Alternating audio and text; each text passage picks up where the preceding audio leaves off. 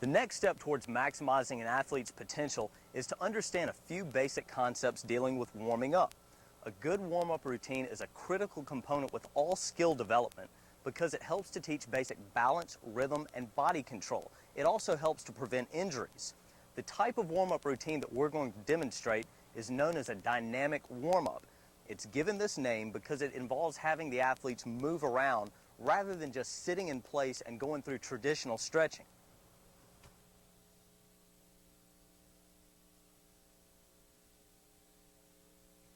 When we warm athletes up, we typically try to find a place that has some lines on the ground. We then mark off approximately 20 yards and place a cone in the middle at the 10-yard mark. Each dynamic warm-up drill involves having the athlete go through the drill for the first 10 yards and then jogging the second 10 yards. We then normally turn the athlete around and have them perform the drill going back in the other direction before we progress to the next drill.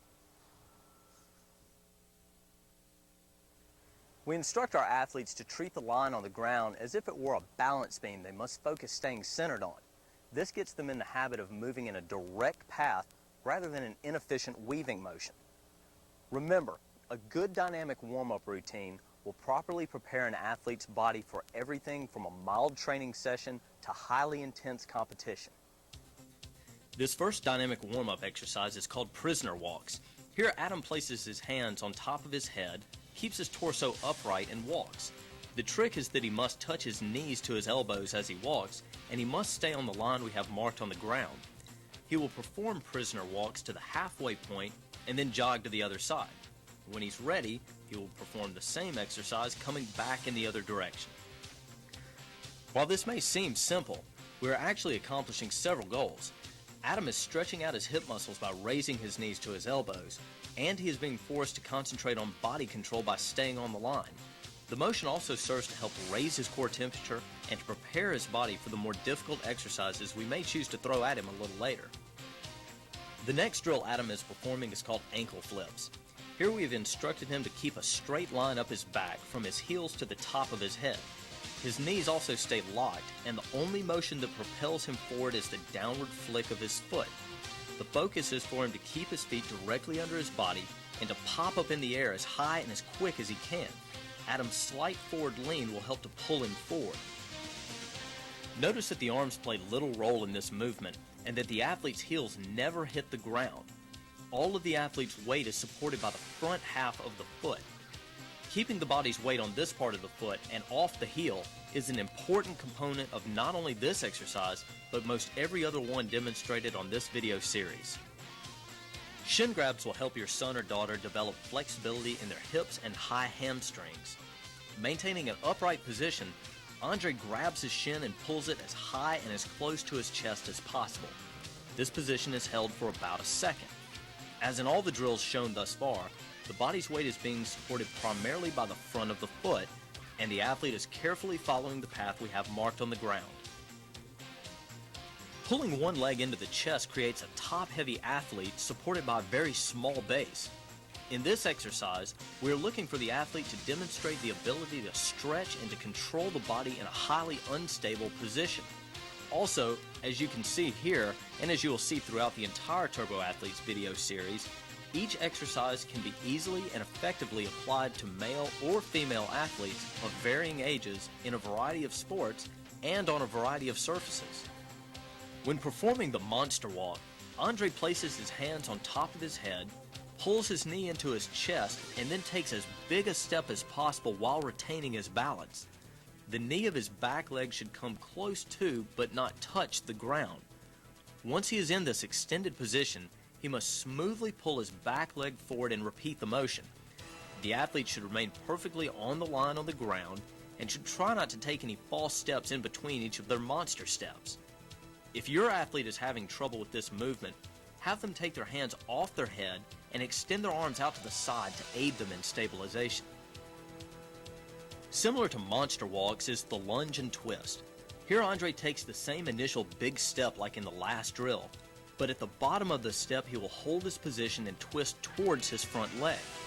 Again, you will notice that the knee of Andre's trail leg never hits the ground and that he keeps his chest in an upright position. This is an excellent drill for developing flexibility in the hips and torso, which play an important role in allowing young athletes to quickly change direction and react in defensive situations. An excellent alternative to just sitting on the ground and stretching the hamstrings is Russian walks. Here Bethany walks in a perfectly upright position with her body weight placed on the front of her feet.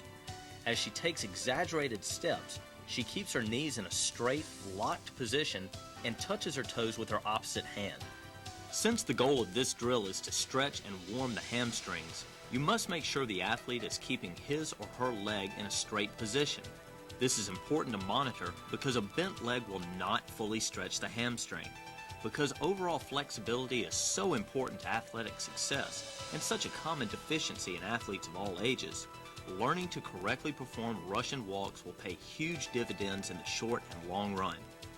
Our next warm-up drill is called Dino Walks.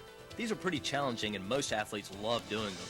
Dino Walks are very similar to Russian walks because they involve big motions with the arms and legs and lots of balance. Here Bethany starts with her hands extended above her head. She begins by taking a big step forward and then trying to touch her toe with her opposite hand. This places her in an awkward position where she is forced to balance on one leg while she is stretching her hamstring. From this position, she then raises back to the starting position, steps with the other leg, and repeats the process. Notice that we are again requiring the athlete to stay balanced on our line. This next drill helps develop some of the basic flexibility needed to move laterally. We call this drill over and under the fence because it looks like the athlete is stepping over an imaginary fence and then ducking down and sliding under a fence rail. Here Bethany steps over the fence with her front leg and then over the fence with her trail leg. We have instructed her to step over the fence as high as possible and to never allow her feet to cross while on the ground. After she has stepped over the imaginary fence, Bethany then takes a wide step with her front leg and slides as low under the fence as possible. As she slides, she has been instructed to keep her chest and head up rather than ducking down. Like the other exercises in this section, you will notice that we are still having our athletes perform the technique for approximately 10 yards, and then they are turning and jogging to the 20-yard mark. Also, as with any drill that involves lateral motion, make sure that you have your athletes perform equal repetitions to both their left and to their right. An extremely challenging dynamic flexibility exercise is the inchworm. Athletes start in the up position of a push-up with their hands shoulder-width apart, their feet together, and a straight line from their heels to the top of their head.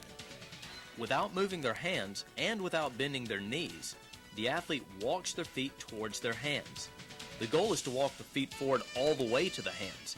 To do this requires excellent flexibility in the hamstrings. Once the feet are as close to the hands as possible, the athlete then walks his or her hands out front until they end up back in the starting position. The process is then repeated. We have saved one of the most important and most basic exercises for last, skipping. While skipping may seem rather simple, it helps develop many skills that form the cornerstones for fast, explosive movements.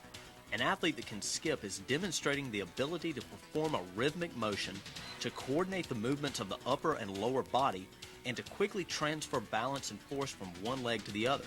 You'd be surprised at how many college and professional athletes we've worked with that are unable to skip. A skip simply involves taking off one leg and landing on the same leg. Here Adam is demonstrating a basic skip. By having him skip in a straight line, we're helping ensure that he is not rotating his upper body or hips. Any such motions are terribly inefficient when sprinting and must be avoided. If Adam was to rotate or twist at all when he skips, he would likely have a difficult time staying balanced on the line. You will also notice that Adam's arms are moving in perfect sync with his legs. As one arm moves forward, the opposite leg moves forward. I know it seems simple, but this rhythm is so important in developing an athlete that can sprint at high speeds. For this reason, we recommend a great deal of skipping for all young athletes. And skips can be performed in many different forms, including backwards skipping demonstrated here.